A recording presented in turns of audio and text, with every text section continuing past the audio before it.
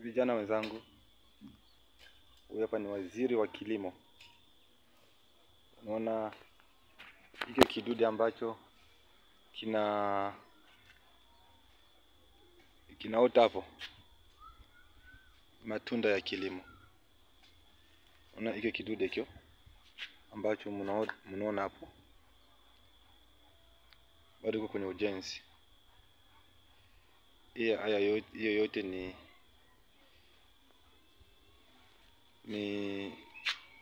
matunda ya kilimo. Kwa hiyo nawahamasisha vijana wenzangu, tufanye kazi, tuache uvivu. Zaidi sana East Africa, tuache uvivu, tufanye kazi. Ni waziri wa kilimo. Unaona hiyo kidude hapo hicho, bado iko kwenye ujenzi. Wakati mnaona ni kidude kinaota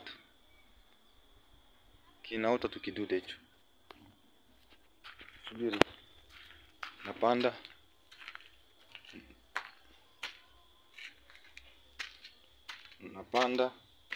nikienda kuonesha huku juu. Hiki ni kidude. Vijana wenzangu, tuache udhaifu.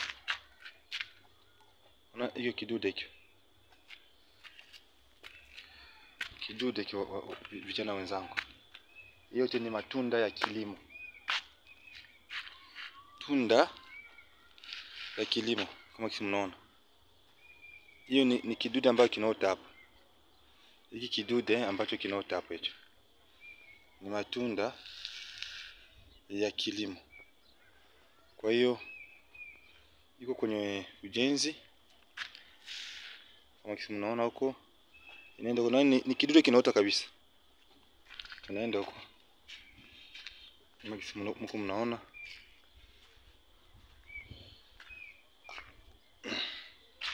Kisi mnaona hiyo kidude kinaota hapo hicho. Kwa hiyo tuache udhaifu, vijana wenzangu. Tufanye kazi kwa bidii. Tufanye kazi kwa bidii sana. Itatusaidia sana. Tusitegemee rais, eti rais atatusaidia. Serikali haitatupatia makazi sisi wote wananchi. Ujuaze kwenye nchi moja tuko milioni 100 mfano. Alafu unajikuta mwe milioni 100, mpango wa nchi yenu kwa mwaka wa pesa hainei milioni 100 kwa mwaka moja. Unakuta ni milioni 30, 20, 40 milioni ya kupokeza wafanyakazi wote nchini kwa mwaka mzima. Na nyinyi mko milioni 1. Mtapokea ngapi? Hiyo pesa mtagawanya kivipi kusema iwe nyinyi wote? Itaonekana kwa mwezi mmoja kila mtu anaweza akapata hata shilingi 1 haitafika. Unaona? Kwa hiyo tujikaze kufanya kazi. Tuache uvivu. Tuingie mkilimo, kwenye biashara tofauti tofauti, tufanye kazi. Kama gisi mnaona. Hapa, ndugu zangu, hii ni nyumba ambayo inaota hapa. Ya kijana mwenzenu, kijana mdogo tu mwenzenu, ambaye anajitahidi kufanya kazi ya kilimo. Anajitahidi kuonesha ushujaa wake kwenye kilimo.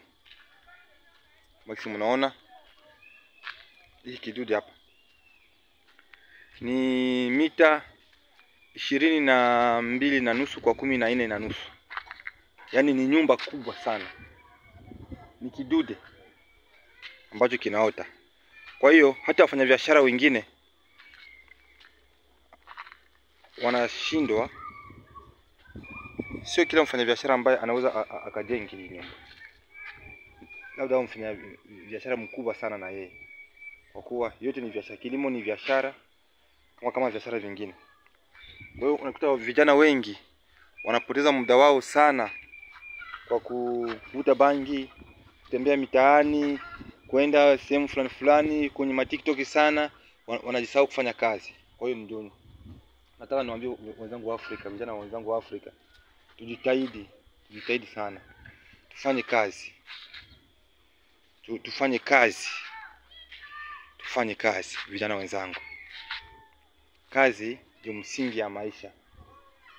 Kilimo ndio msingi ya maisha. Wewe kama kijana wenzangu, hauna kazi, kazi yako ni kutamba mitaani, jitahidi. Kama Mungu atakusaidia kusoma, basi anakupatia akili na nguvu kwa kutafuta maisha mwingine. Unaweza ukalime, unaweza kufanya biashara fulani fulani, ila kulima ni kitu moja kizuri sana ndugu zangu. Mimi ni mtoto mdogo mlimaji, kasi mnanijua mimi ni waziri wa kilimo. Yaani nimejibene sana vitu ya kilimo. Na kilimo huwa mara mingi mtu aanguki hii. Kilimo mtu aanguki kilimo. Hii ni mfano tu kama kisi mnaona. Mita 22.5. Mita 22.5 kwa 14.5. Yaani sio kawaida. Yaani ni nyumba kubwa. Nyumba ya kifahari kama kisi mnaona. Sio nyumba ya kila mtu anaamka na jenga, hapana.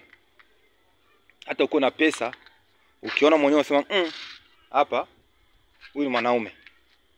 Kwa sababu gani? Kilimo. Mimi ni mtoto mdogo kama wewe tu. Mimi ni kijana mdogo kama wewe tu. Kwa hiyo tujitahidi sana ndugu zangu. Tujitahidi sana, tulime. Nyumba ina sebule 3. Sebule kubwa 3. Hii ni tanki ya maji. Hapa ni nani ya choi. Asante sana ndugu zangu wa vijana wa Afrika, tuimizane tuingie mkilimo. Ni wewe ni waziri wa kilimo.